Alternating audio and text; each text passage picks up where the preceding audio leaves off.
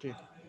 सो आज का हमारा टॉपिक है बकिंगम पाई थ्योरम। ठीक है, इसमें हम लोग देखेंगे कि डायमेंशनल एनालिसिस जो है हम लोग कैसे करते हैं। देखो लास्ट टाइम पे हम लोगों ने रेले मेथड के बारे में पढ़ा था, व्हाट इज रेले मेथड और कैसे हम लोग उसका यूटिलाइजेशन करते हैं। ठीक है, आज हम लोग देखेंगे about the Buckingham pi method theorem. ठीक है, बेसिकली जो है ये आपके रेले मेथड पे ही बेस्ड आपका मेथड है। इसको हम लोग बोल सकते हैं advance form of Rayleigh method. ठीक है, इसमें बेसिकली क्या करते हैं कि जो भी आपकी फिजिकल क्वांटिटी है, जो कि आपके फंडामेंटल डायमेंशंस पे या अदर फंक्शंस पे बेस होती है, उसको लेके हम लोग काम करते हैं। ठीक है, तो इसका स्टेट क्या है, if there are n variables, ठीक है, चाहे डिपेंडेंट हो या नॉन डिपेंडेंट हो, in a dimensional homogeneous equation and if these contain m fundamental dimensions।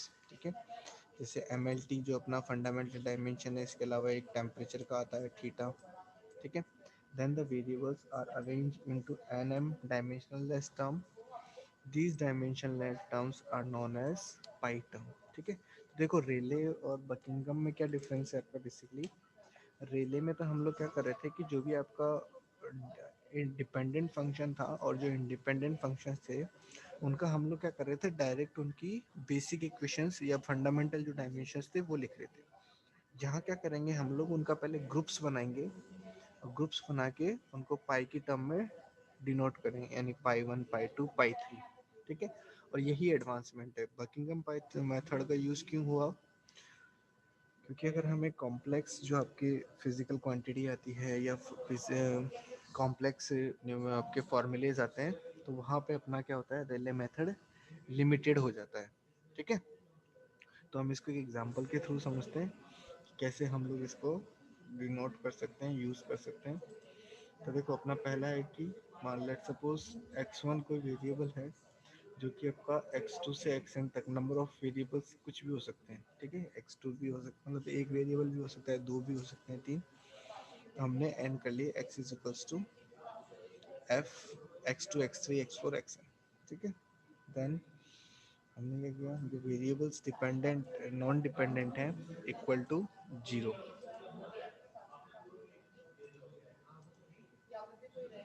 फिर it is a dimensional homogeneous equation and contain n variables. ठीक है, तो हमने क्या किया, जो ग्रुप बनाए, ठीक है, n माइनस m ग्रुप बनेंगे। n आपके टर्म हो गए, let suppose n is equals to आपके 3 है। ठीक है, तो पाई 2 तक बनेगा आपका। ठीक है, यानी जितने n वेरिएबल्स होंगे उसमें से एक टर्म कम पे हम लोग क्या करेंगे, वर्क करेंगे, यानी n माइनस m चलेगा आपका। ठीक है, ये चीज़ ध्यान रखनी है। तो n माइनस m टर्म पाई की फॉर्म में लिखना है। हमने क्या किया, इनमें से ग्रुप बनाए हैं, जैसे x1 हो गया, x2 हो गया, x3 हो गया। अब इनमें जो आपकी फंडामेंटल डायमेंशंस हैं, जैसे m l t, ये कौन से में कितनी कॉमन आ रही है, उसको हम लोग क्या करते हैं, ग्रुपिंग करते हैं। तो इस तरीके से हम लोग बात करेंगे। जैसे देखो एक एग्जांपल दिया है कि मान लो कि x2 x3 x4 में जो है फंडामेंटल डायमेंशन m l और t, ये तीन ही आ रही है, तो हमारा क्या हो जाएगा, m इज इक्वल्स टू 3 हो जाएगा। ठीक है, मान लो इसके अलावा टेम्परेचर आ गया, थीटा आ गया, वेलोसिटी आ गई, या और भी कोई एक्स्ट्रा टर्म आते जाएंगे, तो अपनी नंबर ऑफ m जो है बढ़ते जाएंगे। और बेसिकली ध्यान रखना, m आपका मोस्टली क्या रहेगा, m is equals to mostly आपका 3 ही चलेगा, क्योंकि आपके एम एल टी ही जो है वेरिएबल्स आपके मोस्टली इक्वेशंस में काम आते हैं। ठीक है, नेक्स्ट हम चलते हैं और इसको आगे सॉल्व करते हैं। देखो पाई को हमने क्या किया, पाई वन ग्रुप बनाया। इसमें जो तीनों वेरिएबल्स हैं अपने, उनकी कितनी पावर हम लोग यूज ले रहे हैं, वो चीज़ हमने यहाँ पे नॉमिनेट कर दी।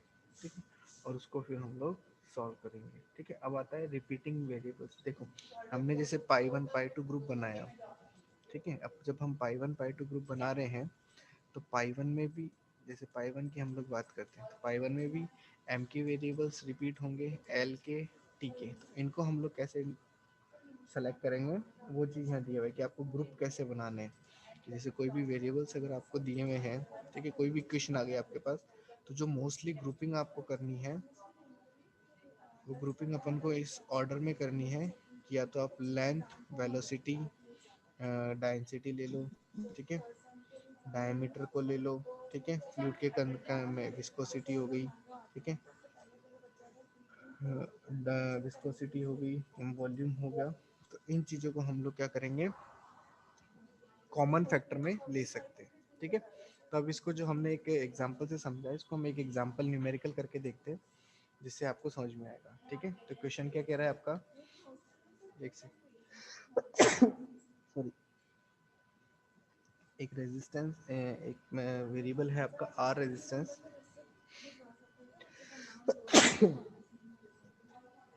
ठीक है।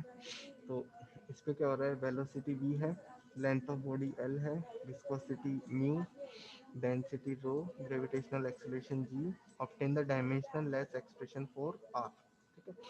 r के लिए कौन कौन से वेरिएबल दे दिए इन्होंने, velocity, mu, gravity acceleration, length और डेंसिटी। अब इनमें से हमें क्या करना है, पहले हमने जितने वेरिएबल्स दिए हैं उन सबको हमने नोट डाउन कर लिया,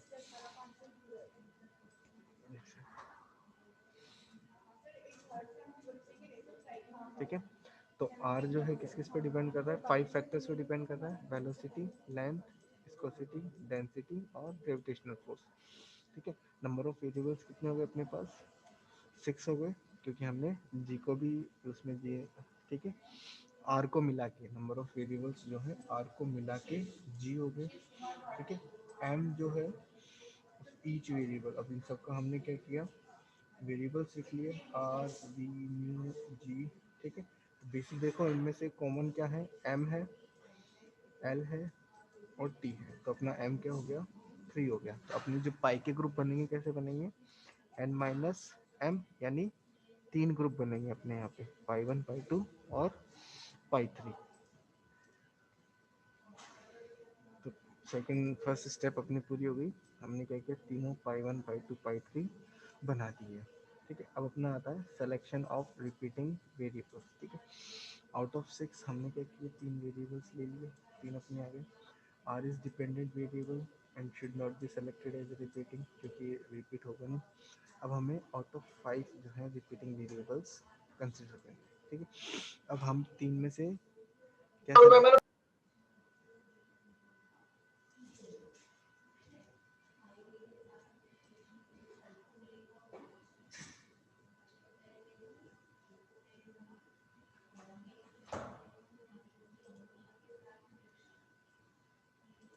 ठीक है। तो हमने जो सिलेक्शन लिया, एल, वी और रो से ले लिया। अब देखो ये सिलेक्शन आप पे डिपेंड करता है कि आप कौन सा ले रहे हैं। अब देखो यहाँ पे अपने पास जो हमने ऊपर ग्रुप पढ़े, उन ग्रुप के हिसाब से हम वी एल म्यू भी ले सकते थे, एल म्यू पी पी ले सकते थे। तो जो आपको सही लगता है उनमें से हम लोग ले सकते हैं। तो हमने क्या किया, लेंथ, वेलोसिटी और डेंसिटी तीनों एक एक वेरिएबल्स हमने सेलेक्ट कर लिए, जो कि हमारे रिपीटिंग वेरिएबल के नाम से हम लोग लेंगे, ठीक है। अब देखो क्या हो गया, पाई 1 अपना जो बना, लेंथ में रिपीटिंग वेरिएबल बार बार रिपीट होगा, और जो हमने बाकी रखी जैसे अपना विस्कोसिटी और ग्रेविटेशनल एक्सेलरेशन क्यों नहीं लिया, क्योंकि इसकी वैल्यू कांस्टेंट रहेगी सभी के लिए, ठीक है। आर अपना हमारा डिपेंडेंट वेरिएबल है, ठीक है, इसलिए हमने क्या किया, लेंथ, वेलोसिटी और डेंसिटी को ले लिया। अब ये कितना वेरी कर सकता है उस हिसाब से हमने A1 B1 C1, A2 B2 C2, A3 B3 C3। अब क्या किया, पाई 1 उठाया, पाई 1 की वैल्यू तो तीनों के लिए 0 है, ठीक है। एल की, वी की, पाई की और आर की हमने डायमेंशंस लिखी, और इन डायमेंशंस को हमने कैलकुलेट कर लिया। तो यहाँ से हमने पाई 1 की वैल्यू निकाल ली, जो कि अपने पास में आ गया आर इज इक्वल्स टू, ठीक है। इसने क्या किया, हाँ, यहाँ से क्या आ गया आपका, एक सेकंड,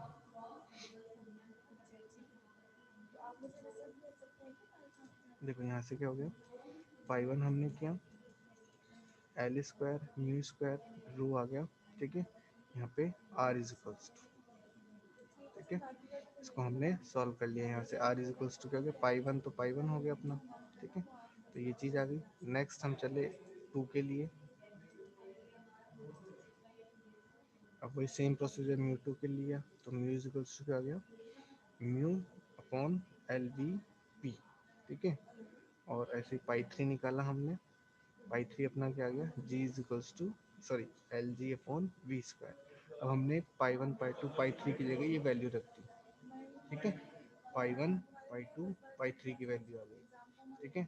अब वेरिएबल कौन सा था अपना डिपेंडेंट वेरिएबल, आर पे था, तो आर को अपन ने बाहर रखा, बाकी दोनों को अदर साइड में शिफ्ट कर दिया, तो यहाँ से हमने आर के लिए वेरिएबल निकाल लिया, जो कि अपना दोनों पे नॉन डायमेंशनल वैल्यू हमने इसमें कैलकुलेट कर ली, ठीक है। समझ में आया न्यूमेरिकल, ठीक है। नेक्स्ट है अपना, नेक्स्ट भी वही प्रेशर डिफरेंस जो है आपका इन वेरिएबल्स पे डिपेंड है। टोटल आपके 7 वेरिएबल्स हो गए, ठीक है। पाई हमने कैलकुलेट किया, n minus m, 7 - 3 4, pi one pi two pi three 4 हो गया। अब हमको क्या करना होगा, चार इक्वेशन बनेगी। अब जो आपका रिपीटिंग एलिमेंट है, रिपीटिंग एलिमेंट ले लिया, ठीक है। उसके बाद में पाई वन अपना जीरो है, इन सबसे pi one pi two pi three pi four की वैल्यू निकाल ली, ठीक है। और निकालने के बाद में क्या किया, फिर सारी वैल्यूज रखी। डिपेंडेंट वेरिएबल कौन सा है, डेल्टा पी, तो इसका जो अपना फ्रैक्शन बन रहा है उसको अपन ने एलएचएस में रख के अदर वैल्यूज को आरएचएस में शिफ्ट किया, ठीक है। और ये निकालना है, ठीक है। तो ये आपके दोनों मेथड है। बकिंगम पाई आपके पूछा जाता है क्वेश्चन में, ध्यान रखना, जो आपके बड़े कैपिटल बड़े क्वेश्चन आएंगे उसमें आपसे बकिंगम पाई मेथड पूछा है। इसमें एक ही चीज़ ध्यान रखनी है कि आपको डायमेंशंस पता होनी चाहिए, जो बेसिक वैल्यूज हैं आपकी, ठीक है। जैसे विस्कोसिटी की वैल्यू, डेंसिटी की वैल्यू, ठीक है, क्योंकि नॉर्मल डायमीटर है, टेम्परेचर है, इनका तो आपको पता है, लेकिन हम कंफ्यूज कहाँ होते हैं। लेट्स सपोज अपने विस्कोसिटी की वैल्यू हो गई, डेंसिटी की वैल्यू हो गई, और जब हम लोग हीट की बात करेंगे तो हीट में बेसिकली क्या हो रहा है, फ्लूइड ही फ्लो हो रहा है आपका हीट को, ठीक है। तो उसके टर्म्स में जैसे विस्कोसिटी, डेंसिटी, ठीक है, वेलोसिटी, वॉल्यूम, इनकी जो हमें है डायमेंशनिंग जो है हमें याद होनी चाहिए, ठीक है। आगे अपना आता है dimension analysis for free convection, हम लोग देखेंगे dimension analysis applied to free convection, ठीक है, कि फ्री कन्वेक्शन में अपना डायमेंशन एनालिसिस हम लोग कैसे कर सकते हैं, ठीक है। तो देखो, आपका जो फ्री कन्वेक्शन है, ठीक है, फ्री फंक्शन आपका डिपेंड करता है density, length, viscosity, specific heat आपका हो गया, ठीक है। आपका बी हो गया coefficient of volume expansion of fluid, ठीक है। जी हो गया एक्सेलरेशन ड्यू टू ग्रेविटी, और बी जी डेल्टा टी, ये पूरा एक टर्म रहेगा आपका। बी जी और डेल्टा टी जो है आपका पूरा एक टर्म है, जो कि आपका एक फिजिकल कंसिडरेशन आपको काउंट करना होगा, ठीक है। इसके अलावा के हो गया आपका कांस्टेंट है, ठीक है। ये सारी चीज़ें आपके इसमें रहेंगी। तो अब देखो फ्री कन्वेक्शन में वही अपन अपना बकिंगम पाई मेथड लगाएंगे। टोटल वेरिएबल्स कितने हैं, n is equals to 7, 1 2 3 4 5 6 7 variables ले रहा है। m इज इक्वल्स टू 4, ठीक है, m इज इक्वल्स टू 4, तो 7 - 4 3, तीन टर्म बनेंगे, तीन ग्रुप बनाने हैं, ठीक है। Pi one pi two pi three, ठीक है। कॉमन फैक्टर इसने अब इसमें चार ले लिए, ठीक है, चार कॉमन का ग्रुप बना दिया,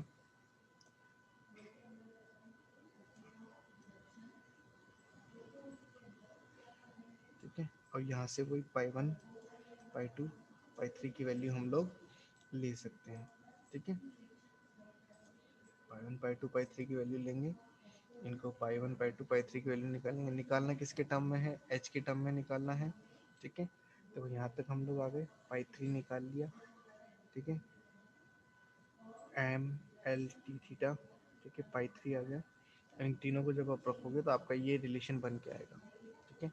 जो जो वैल्यूज आ रही है ना आपकी, जो हमारी वैल्यूज आ रही है, जैसे पाई थ्री की वैल्यू आ रही है, पाई थ्री की वैल्यू जो आ रही है, पाई टू की वैल्यू जो आ रही है, इनको जब हम लोग डेफिनेशन पे डालते हैं तो आपका नसेल्ट नंबर, प्रेंडेटेल नंबर और ग्रेस ऑफ नंबर बनता है, ठीक है।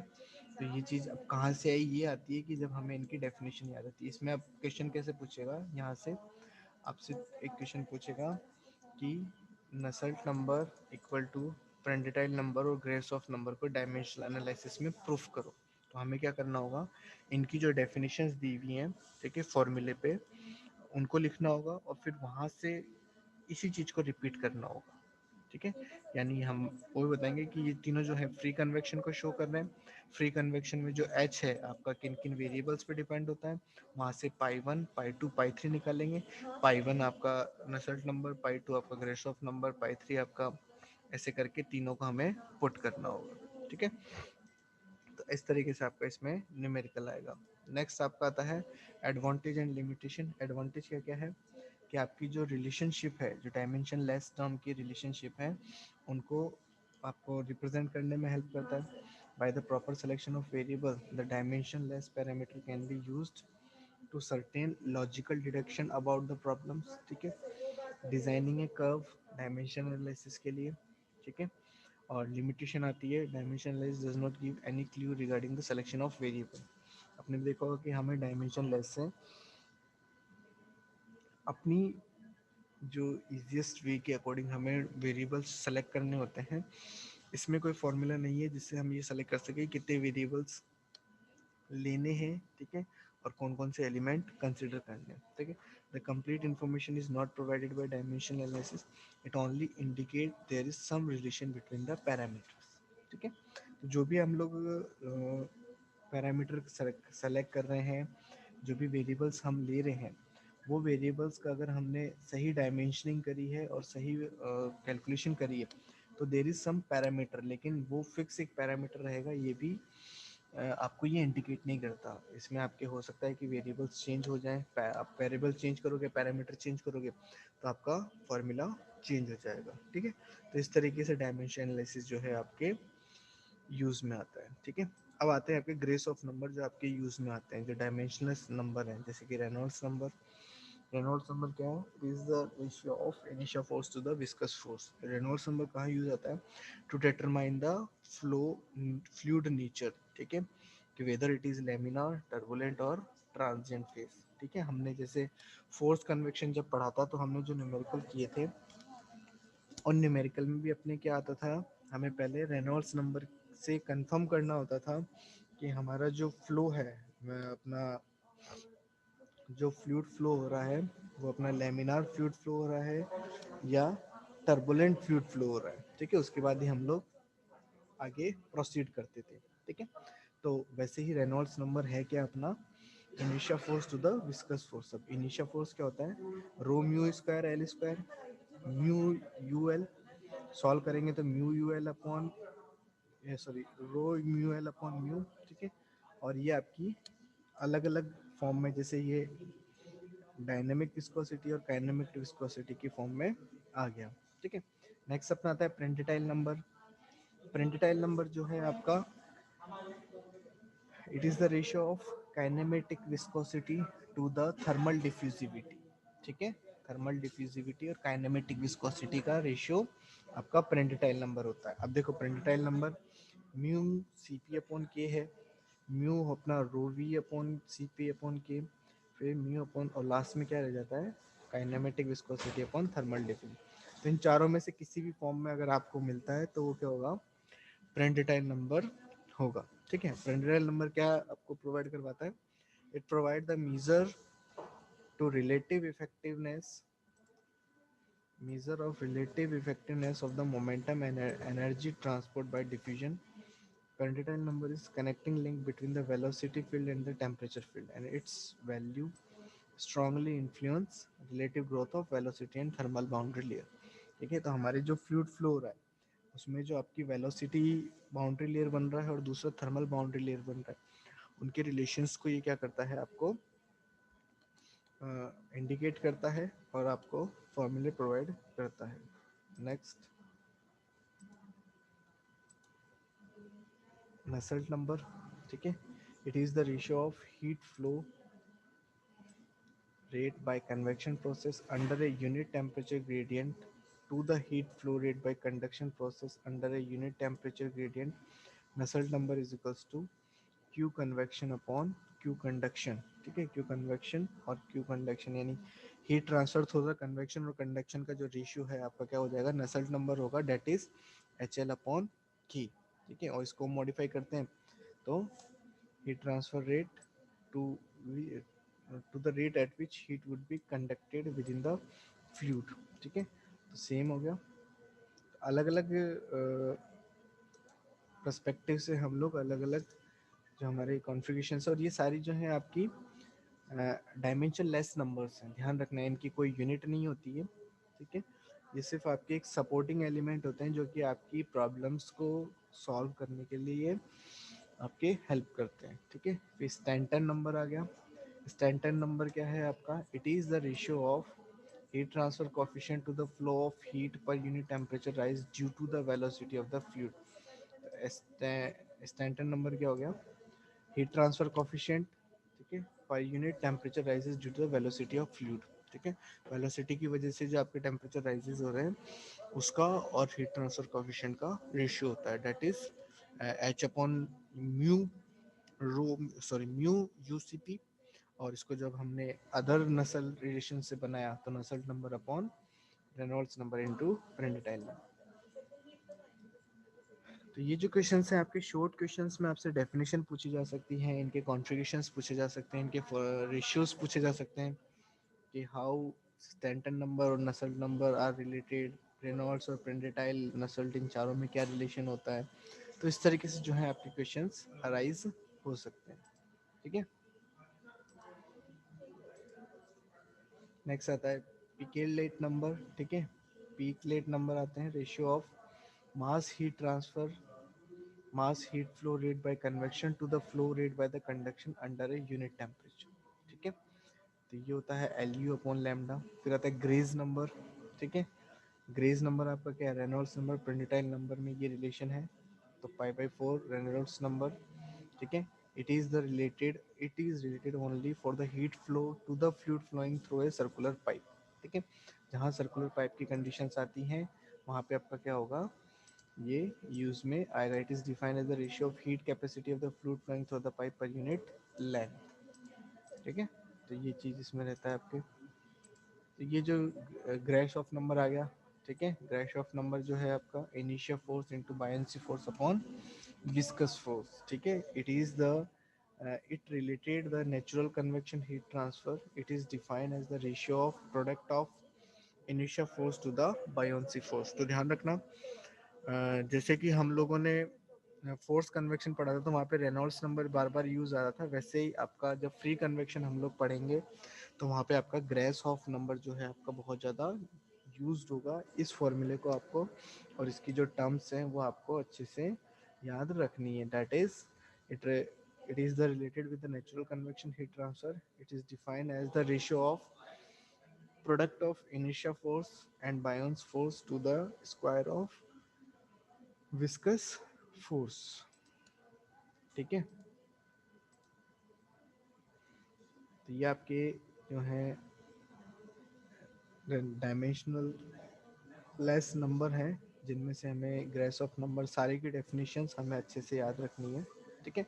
तो ये अपने डायमेंशन एनालिसिस का टॉपिक फिनिश होता है, ठीक है, जिसमें हमें डायमेंशन एनालिसिस की इम्पोर्टेंस, ठीक है, Rayleigh method and Buckingham pi method और 7 जो डायमेंशनलेस नंबर्स हैं इनकी डेफिनेशंस याद करनी है। ये आपके फोर्स कन्वेक्शन और फ्री कन्वेक्शन दोनों के लिए ही इम्पोर्टेंट रहते हैं, ठीक है। दोनों में आपकी वैल्यूज़ काम में आती है, ठीक है।